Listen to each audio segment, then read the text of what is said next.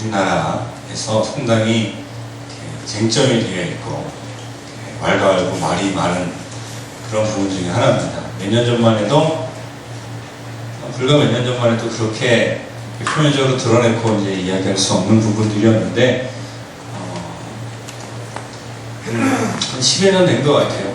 어떤 한 그 연예인의 커밍아웃을 비롯해서 드라마에서 이런 것들을 이제 본격적으로 다루기 시작하고 그러면서 사람들의 이제 세간에 이목을 집중시키기 시작했죠. 그리고 우리나라에서도 처음으로 성전환했던 그 연예인이 공식적으로 인정받고 또 활동하기도 하고 그러면서 사람들의 성 정체성에 대한 혼란들이 빚어지고 그때 처음에는 혼란스럽다가 이제는 점점 옹호하는 쪽으로 기울어가고 있는 그런 상황입니다. 과연 이것을 우리가 성경 안에서 어떻게 봐야 될 것인가? 결론부터 이야기하면요, 성경은 분명히 이것을 죄악이라고 이야기를 합니다. 그럼 우리가 그것을 그리스도인으로 바라보는 시각이 어떤 것이 과연 객관적이고 올바른 태도인지는 또 우리에게 또 다른 몫인데 오늘 이 말씀을 함께 나누면서 사실은 모든 일에 있어서 양극단이 있습니다. 동성애에 관련된 그 사람들의 시각도 극단적인 시각이 두 가지가 있어요. 한 가지 극단적인 시각은 무엇이냐면 동성애 괜찮다 이렇게 얘기하는 사람이고요. 한 가지 극단적인 시각은 뭐냐면 동성애자들은 죄인이기 때문에 우리가 절대로 용납해서 안 된다. 지옥에나 떨어질 사람들이다. 이렇게 격하게 이야기하는 경우가 종종 있습니다. 둘 다 틀렸습니다. 어떻게 틀렸는지 하나님의 말씀을 가지고 우리가 함께 나누기를 원합니다. 자, 또 최근에 이 문제가 또 불거졌던 이유는 뭐냐면 레이디 가가 때문에 그렇습니다. 레이디 가가는 참 괴기스러운 복장으로 유명한 사람이죠. 그죠? 그냥 괴기스럽습니다. 말 그대로. 아무리 저도 좀 차원이 좀 높은 사람인데 그래서 튀는 패션을 상당히 좋아해요. 제가 목사님까지 미루고 있지 목사가 아니면 어떻게 하고 다닐지 몰라요. 근데 그런 사람의 시선에서도 참 이해하기 힘든 그런 난해한 패션들을 입고 다니는 사람이 레이디 가가입니다. 그걸로 유명해졌을 뿐만 아니라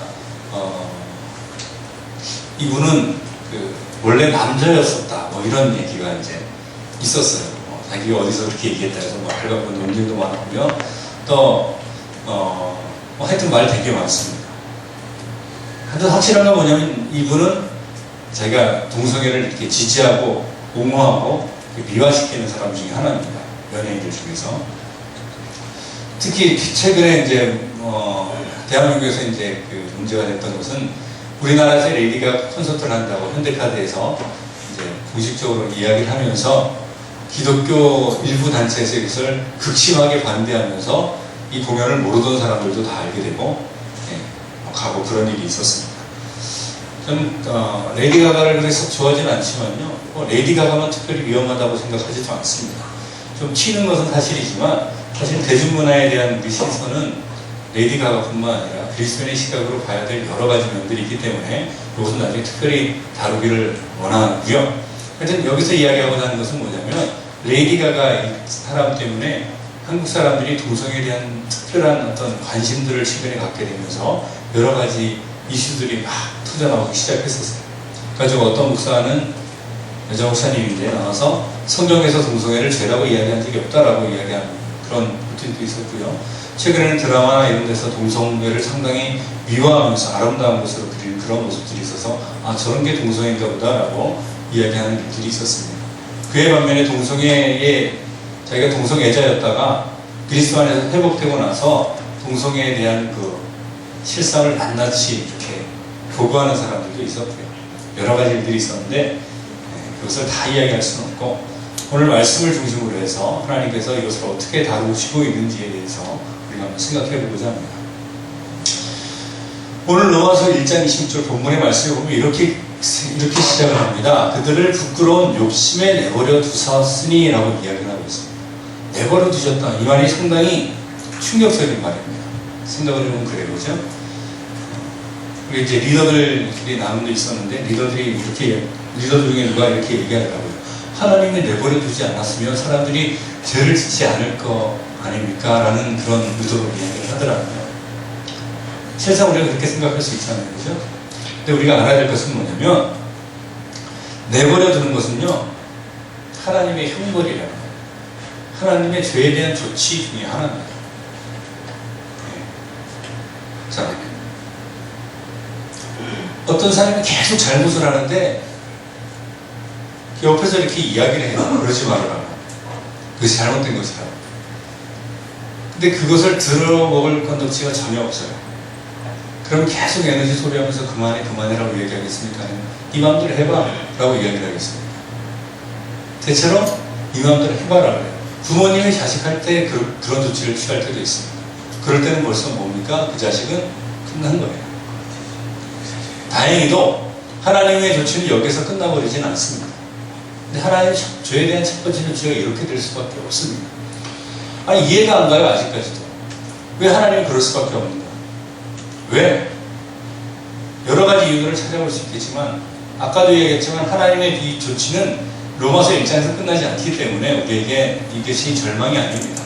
하나님이 내버려 두시고 끝났다면 인간에게 소망이 없어요. 그죠? 하나님 내버려 두고 끝나서 인간에게 소망이 없습니다. 근데 하나님이 내버려 두고 끝나지 않았기 때문에 인간에게 소망이 있는 것인데 하나님께서 그럼 도대체 내버려 두는 죄에 대해서 그런 조치를 내리신 이유가 무엇이냐면 첫 번째는 인간의 완악한 마음 때문에 그렇습니다. 하나님은 우리의 모든 것을 다 알고 있죠. 그죠? 다 알고 계세요. 근데 아무리 얘기하고 해도 안 될 건데 에너지 소모하면서 그런 것은 전혀 효율적이지 못하다는 거죠. 하나님께서 이런 한 가지 예가 뭐냐면 파라오 같은 경우입니다. 이집트에 있는 모세 시대의 파라오. 하나님께서 파라오가 마음을 움직이지 않고요. 이스라엘 백성을 도와주지 않을 걸 하나님이 아세요. 그러니까 어떻게 합니까? 하나님께서 그의 파라오의 마음을 완악하게 하사라고 말씀이 이제 번역이 되었는데 완악하게 하다라는 단어는 그렇게 시키다가 아니라 내버려 두다라는 뜻입니다. 완악한 상태로 내버려 두다. 안 좋은 것은 내버려 두면 어떻게 됩니까? 더 안 좋은 상태로 가게 되어 있습니다. 파라오가 이렇게 됩니다. 인간의 마음이 완악해서 전혀 결심할 여지도 없고 하나님께로 돌이킬 여지가 없기 때문에 하나님께서 그냥 내버려 둡니다.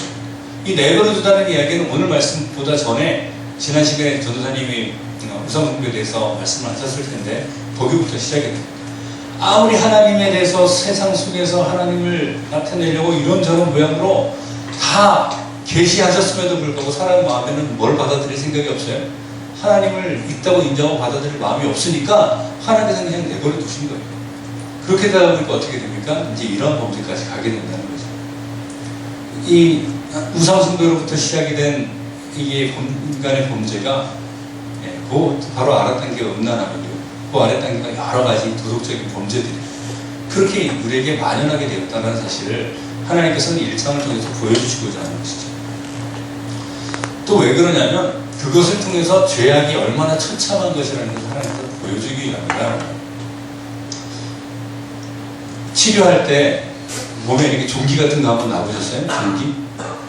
종기 놔본 사람 웬만하면 다 놔봤을 텐데 안 놔봤나 보다. 종기가 이렇게 쭉 이렇게 올라오면 이 포르지라고 이야기도 하는 게 있는데 쭉 올라오면 처음부터 치료 안 하죠, 그죠? 그 괜히 조금 올라왔을 때 이렇게 막 짜겠다 확 짜면 어떻게 됩니까? 괜히 더 아프기만 해요. 그럼 어떻게 합니까? 고약을 붙입니다. 고약이라는 건 뭐냐면 그걸 낫게 하는 약이 아니고 그걸 더 곱게 만드는 거예요. 더 곱게 만들어요. 그래서 또 골면 어떻게 합니까? 확 짜가지고 그것을 치료하는 그런 일들이 있습니다. 그러니까 뭔가 희미하게 나타나는 것은 더 확실해졌을 때 고칠 수 있습니다. 그런 것들이 많아요. 인간의 병들 중에서 애초부터 드러나는 것을 고칠 수도 있는 것이 있는 반면에 너무나 뚜렷하지 않기 때문에 좀 더 뚜렷해져야지만 뭔가 손댈 수 있는 경우가 있어요. 우리가 인간이 살아가는 어떤 사람들 사이의 관계에서나 이런 문제들 속에 있어서도 드러나지 않은 문제를 있을 때는 그냥 이렇게 있다가 이게 뻥 터져야지 고쳐지는 경우가 있죠. 그죠? 죄라는 것도 그래요. 그것이 죄악이 처참한 상태에 놓여지지 않으면 사람이 이게 죄라는 것을 모를 수도 있다는 거죠. 그래서 그것을 그대로 적나라하게 드러내놓기 위해서 하나님께서는 인간을 그대로 내버려 두셨어요. 그랬더니 어떻게 됩니까? 인간은 점점 더 망해갔습니다.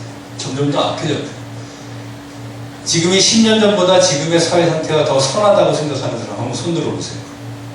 아마도 아무도 없을 거예요. 그때보다도 훨씬 더 죄악이 늘어났습니다. 이것이 죄의 실상이라는 거예요.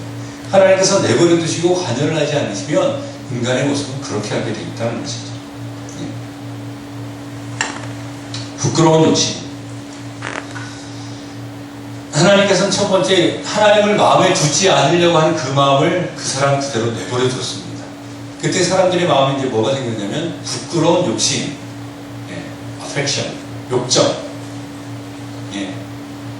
열망, 갈망, 선하지 않다는 얘기입니다.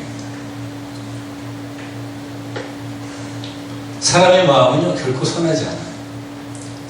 사람의 욕심은 결코 선하지 않습니다. 사람의 욕망은 결코 선하지 않습니다. 욕망대로 살아가면 사람은 죄를 짓게 돼 있어요. 자기가 절제하지 않으면 그렇게 돼 있어요. 누구나 다 마찬가지예요. 여러분들만 이야기하는 게 저도 마찬가지예요. 제 이야기가 아니라 하나님의 말씀이 이렇게 얘기하죠. 한번 읽어볼까요? 시작. 만물보다 거짓되고 심히 부패한 것이 마음이라. 누가 이를 알려면 부패한 것이 뭐라고요? 마음이래요. 사람의 마음. 여기도요. 마음에서 나온 것은 예수님께서 하신 말씀이에요. 악한 생각, 살인과 강과 음란과 도둑질과 거짓 증언과 비방이니 이런 것들이 사람을 더럽게 하는 것이라고 이야기하고 있습니다. 인간의 욕심이라는 건 수치스럽고 더러운 것들입니다. 그렇습니다. 그래서 그냥 내버려두면 우리는 죄를 짓게 돼 있어요. 악한 생각, 살인, 간음, 음란, 도둑질, 거짓 증언, 비방. 그 사람들은 자신의 마음을 항상 변호합니다. 그렇지 않다. 세상은요, 그리고 우리 자신은요, 어쩌면 이미 더러워질 대로 다 더러워져 있는 상태예요. 더 이상 더러워질 데가 없는 상태. 동성애자뿐만 아니라 우리 모두가 다 마찬가지예요. 우리 안에 있는 욕망들이 그렇습니다. 근데 이것을 죄라고 느끼지 못한 이유가 왜 그러냐면, 난예배 때 담임 목사님께서도 말씀하시더라고요. 어둠 속에 있으면 우리가 그 죄를 발견할 수 없다고 이야기를 말씀하시더라고요. 저는 어렸을 때 화장실을 똥뚜껑이라고 했습니다. 그렇게 말하는 사람이 있나요? 똥뚜껑. 시골에서는 화장실 그렇게 이야기해요. 왜 그러냐면 지금의 화장실은 그래도 뭐 수세식이고 뭐 이렇게 좀 이렇게 대변을 보면 냄새가 나긴 하지만 그래도 이제 물로 내리면 좀 깨끗하잖아요. 제가 어렸을 때 쓰던 화장실은요. 여러분 그런 거 구경해봤는지 모르겠는데 이렇게 그냥 푹 뚫렸어요. 그리고 이제 나무 판자 하나 이렇게 올라있고 위에 올라가서 이렇게 인간을 딱 하면 툭 떨어지면서 툭 튑니다. 그런 데서 이제 화장실 여러분 안 가보셨죠? 저는 어렸을 때 초등학교 3학년 때까지 그런 데서 화장실 생활을 했어요. 그런데요, 처음에 화장실 들어가면요, 아무리 시골 사는 사람이라도 코를 막고 들어갑니다. 냄새가 지독하니까요. 한참 앉아있다 보면 어떻습니까? 제가 화장실에 앉아있는 건지, 집안에 앉아있는 건지 평온해집니다. 아무 냄새가 안 느껴져요. 사람이 더러운 곳에 오래 있다 보면 그것이 더러운지 모르게 돼요. 진흙탕이 처음에 이렇게 여러분들 해수욕장이나 이런 데 가서 놀 때 보면 이제 그런 증명이 있을 텐데, 처음에 뭐가 이렇게 묻으면 더러워가지고 막 닦으려고 그러고 막 그래요. 근데 점점 많이 묻자는데 어떻게 됩니까? 에라 모르다 들어가 버려요. 저기 강화에 가면 그 동막 해수욕장이라고 있거든요. 여기는 해수욕장이 아니라 그냥 갯벌 체험장이라고 생각하시면 됩니다. 처음에 막 안 묻으려고 막 이렇게 노력하다가 몇 번 이렇게 맞기 시작하면 거기서 뒹굴러요, 사람들이. 거기도 냄새 지독합니다. 썩은 냄새 같은 거. 근데 뭐 피부에 좋다고 그래 더 바르고 그러더라고요. 거기 한번 들어갔다 나면 씻기 참 힘든데, 기준이 없으면 도대체 뭐가 더러운지 몰라요. 세상 사람은 상당히 더러운 세상 속에 살고 있거든요. 깨끗한 척 하지만. 예술이냐 외설이냐 이런 거 논쟁이 참 많습니다. 그죠? 옷을 거의 다 벗고 이렇게 가릴 때만 겨우 가리고 되는데 예술이냐 외설이냐? 외설입니다. 가끔 이렇게 예술이 어디 있어요? 그런 것 때문에 사람들이 다 음란한데 깜짝 놀거든요. 지금 TV 키면요, 글쎄, 이제 너무 무뎌져가지고 그냥 그렇게거리 하는데, 이게 좀 눈뜨고 보기 힘든 그런 장면들이 참 TV에도 아무렇지도 않게 나오는 그런 세상을 살아갑니다. 그래서 그걸 만약에 여러분들이 이제 부모가 돼가지고 만약에 우리 자녀들이 그런 거 보는 게 좀 싫다 그래가지고 경찰서에다 고발을 하잖아요? 그럼 뭐라 그러지 않을까? 표현의 자유를 보장하라. 이런 얘기를 합니다.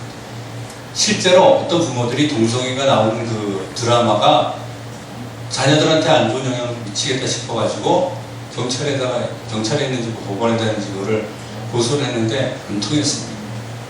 그리고 오히려 막 그걸 고발한 부모들을 갖다가 막 인터넷에는 막 비난하고 난리가 났었어요. 요즘 세상에 그런 세상이에요. 왜 그런지 아세요? 기준이 없어서 그래요. 우리의 기준을 잡을 수 있게 되길 바랍니다. 영적인 음란함은 우상숭배입니다. 우리가 하나님만 섬기고 하나님만을 따르고 하나님만을 찬양하게 되었는데 하나님이 없다고 생각하고 자기가 만든 신들을 세워놓고 그것을 따르고 섬기는 것을 우상숭배예요. 이것이 가장 큰 범죄입니다. 세상에 이것보다 더 큰 거 없어요. 하나님이 제일 싫어하는 거예요. 동성애가 큰 죄처럼 막 이제 부각이 되잖아요. 근데 그거보다 실제로는 더 큰 죄가 있는데 사람들은 그거는 내버려두고 지금 너무 동성애에만 이렇게 집중하고 있는지도 몰라요. 동성애가 죄가 아니라는 게 아니라 그보다 더 심각한 범죄가 있다는 거죠. 뭐라고요? 우상숭배. 우상숭배에서 빠져나오지 않으면 구원의 길이 없습니다. 그 다음 단계가 뭐냐면 홍적인 능력입니다. 음란함. 음란함은 몸에 대한 게 아니에요. 음란함이 우리가 성적인 문제니까 몸에 대한 것인 줄 아는 건데 결코 그렇지 않습니다. 하나님이 없다고 생각하는 사람들은요, 결국 자기 시선이 어디에 집중되냐? 물질적인 것에 집중이 되거든요. 그래서 인간의 출발이 어디라고 생각하니까 에너지라고 생각하고 물질로 만들어진 게 사람이라고 생각하고 인간의 존엄성이나 혹은 어떤 절대적인 기준이 없다고 생각하기 때문에 자기 마음대로 생각하기 시작합니다. 그러면서 무슨 죄에 빠지게 시작하냐면 성적인 범죄에 빠지기 시작하는 거예요. 이것은 혼적인 영역입니다. 자, 잠언서에 이렇게 이야기하고 있어요. 여인과 관음하는 자는 무지한 자라. 이것을 행하는 자는 자기 몸을 망가뜨리는 게 아니라 뭐를 망하게 한다고요? 자기의 혼을 망하게 한다. 영혼이라고 번역했지만 영어로는 soul, 혼입니다. 나 자신이 망가지는 거예요. 몸뚱아리는 사실 그렇게 중요하지 않아요. 죽으면 없어지는 거예요. 몸뚱아리입니다. 죄는 뭐죠? 죄라는 건 뭡니까? 기준을 넘어가는 게 죄입니다. 그죠? 세상 사람들이 얘기하는 대한민국에서 규정하는 죄라는 건 뭡니까? 대한민국의 헌법을 어기고 형법을 어기고 대한민국의 법률을 어기는 것을 죄라고 이야기하죠. 그러면 하나님을 믿는 하나님의 사람들, 그리스도인의 입장에서는 죄가 뭡니까? 하나님의 법칙과 하나님의 기준을 어기는 것이 죄예요. 그러니까 세상 사람들이 동성애가 죄가 아니라고 이야기하는 건 그래 그렇다 쳐요. 왜 그 사람들 기준이 그러니까. 근데 왜 그리스도인들조차도 그 기준을 잡지 못하고 발팡질팡하는지 모르겠어요. 죄라는 건 하나의 법칙을 어기는 겁니다. 하나님께서는 성 문제에 대한 기준을 분명히 정하고 있습니다. 성이라는 건 뭐죠? 남자와 여자예요. 그죠? 성이라는 건 남자와 여자입니다. 그래서 하나님께서는 이렇게 언급을 하고 있어요. 창세기 2장 24절 함께 읽어보겠습니다. 시작. 이러므로 남자가 부모를 떠나 그의 아내와 합하여 둘이 한 몸이 되었어요. 하나님께서 성에 대한 기준을 이렇게 잡아주셨습니다. 남자가 부모를 떠난 다음에 그의 아내, 누굽니까? 여자예요. 그죠? 근데 여러 명입니까? 한 명입니까? 한 명이에요. 한 남자와 한 여자. 그래서 뭐라 그래요, 여기서? 둘이 한 몸을 이룰 것이다. 둘이 한 몸을 이루는 실질적인, 육체적인 관계를 이야기하는 거예요. 하나님이 성에 대해서 규정한 것은 남자가 여자를 만나가지고 둘이서 한 몸을 이루는 것이라고 하나님께서 분명히 규정을 지어줬어요. 이것이 부부관계예요. 이 문제는 관계성에 있는 것이지 사람이라는 치장되는 그 감정이라는 것이 결코 아닙니다. 또 오늘날 사람들이 그 기준이 무너진 이유가 하나님이 세우신 기준이 아니라 자기 자신의 감정을 기준으로 삼기 때문에 그 기준이 무너지는 거예요. 한 남자 한 여자 둘이 한 몸을 이루는 게 하나님의 기준이라는 거예요. 근데 남자가 남자를 좋아하는 걸 문제 삼는 거 아닙니다. 동성에 대해서 여러분 오해하지 말아야 되는 건 뭐냐면 동성연애라는 연애라는 단어는 성적인 관계를 이야기하는 거예요. 내가 연기를 막 좋아하면 이게 동성애입니까? 아니에요. 난 연기 좋아해요. 예? 사람으로서, 제자로서, 예? 하나님의 자녀로서. 부모가 자기 자식을 좋아할 수 있죠, 그죠? 사랑할 수 있잖아요, 그죠? 그건 성적 관계가 아닌데. 근데 거기서 성적 관계가 이루어지면 어떻게 돼요? 그건 간음이 되고 죄악이 되는 거예요. 동성애라는 것도 마찬가지예요. 여자끼리 좋아하고 남자끼리 좋아하고 충분히 가능한 일이에요. 서로 사이가 좋을 수도 있고요. 친구가 그렇잖아요. 그죠? 누구보다도 사이가 좋을 수도 있어요. 근데 여기서 말하는 동성애라는 건 뭐냐면 TV에서 미화되는 것처럼 그냥 좀 애틋한 감정이 느껴져가지고 막 좋아하고 이런 게 아니라 육체적인 관계를 이야기하는 거예요.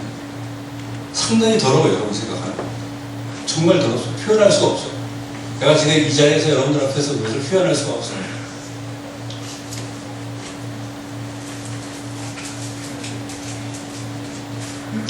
동성애 이야기하면 사람들이 흔히 얘기하는 게 인권 이야기예요. 동성애자들의 인권을 존중해야 된다. 네, 맞습니다. 동성애자들도 인권이 있고요. 인권 존중해야 돼요. 그 사람들이 사단의 자식이라고 저는 이야기하지 한 번도 하지 않았습니다. 근데 제가 동성애는 죄입니다라고 이야기하는 순간 누가 그렇게 딱 받아들인 사람들이 한두 명은 있더라고요. 동성애가 죄라고 이야기하는 건 내가 살인이 죄입니다라고 얘기하는 건 똑같아요.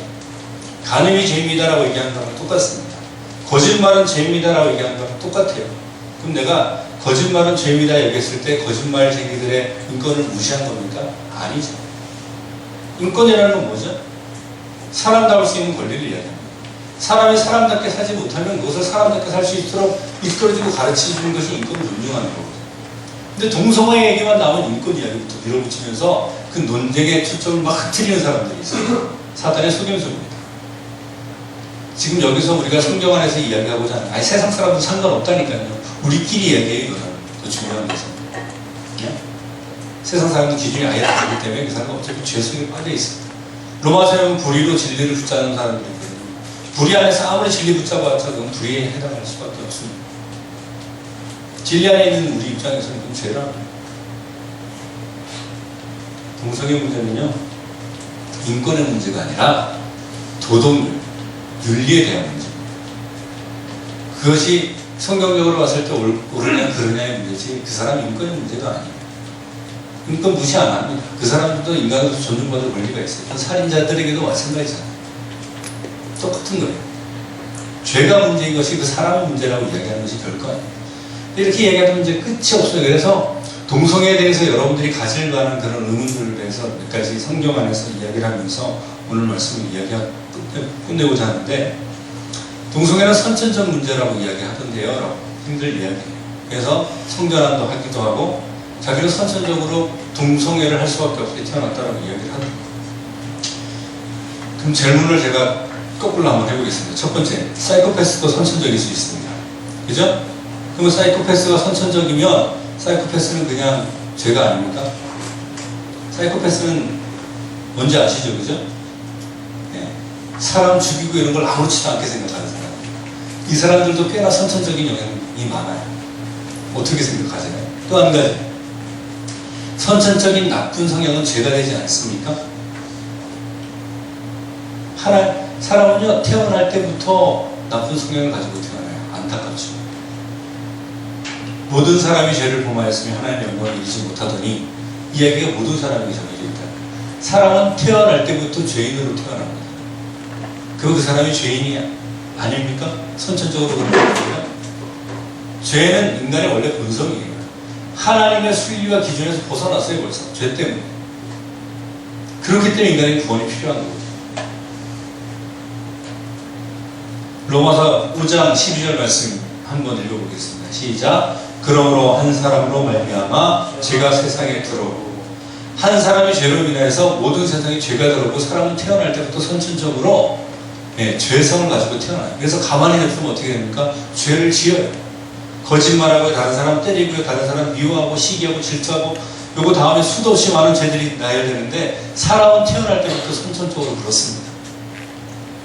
안 그럼 난 절대로 그렇지 않습니다. 손들어봐. 없어요. 아무리 성인문자일수록 더 잘 알아요. 제가. 그것이 죄가 아니라니까요. 동성애가 처음부터 선천적으로 기질을 가지고 있다 할지라도 그것은 죄이기 때문에 죄입니다. 두 번째 질문. 세 번째로 넘어가네요. 뭐라? 질문이 잘못됐네. 자, 동성애자들 지옥에 갑니까? 제가 여러분들의 질문 드려요. 동성애자들 지옥에 갑니까? 대답을 아무도 못해. 애매해요? 네, 지옥에 갑니다. 맞습니다. 동성애자들 지옥에 가요. 그런데 오해하지 마세요. 동성애자들이 지옥에 가는 건 그 사람들이 동성애자라서 지옥에 가는 게 아니라 그 사람들이 죄인들이라서 지옥에 가는 거예요. 이것은 동성애자가 아니라도 마찬가지예요.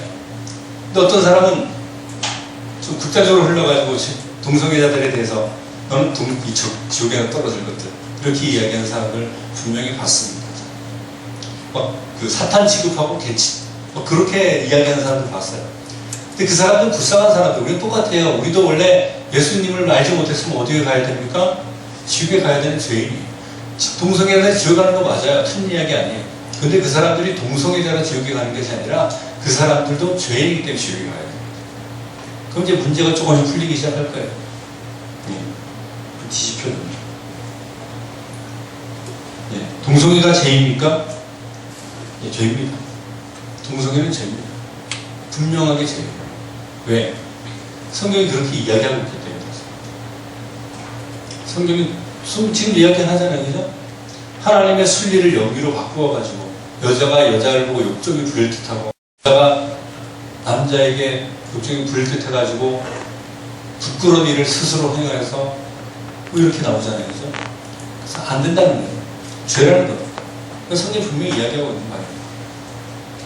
근데 한 가지 또 있어요. 그럼 동성애는 용서받지 못합니까? 대답 좀 해봐요. 동성애라는 죄가 죄라고 이야기했잖아요. 하나님 말씀 안에서. 용서받지 못합니까? 아니요. 이게 중요한 거예요.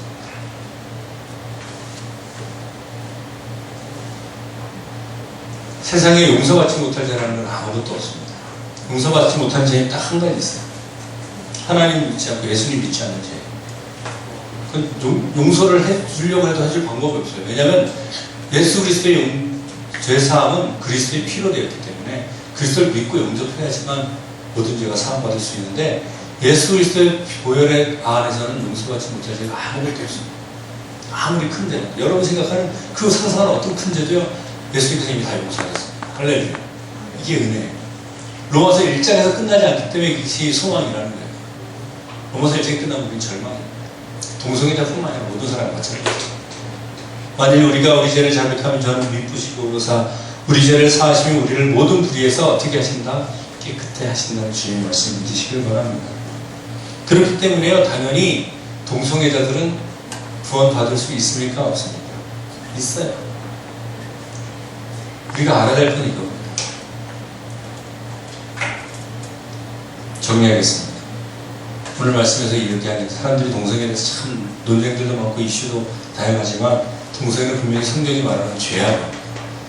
어떤 목사가 나와가지고 예수님이 그렇게 말씀하신 적이 없습니다라고 이야기하면 성경을 바꾸는 것밖에 되지 않습니다.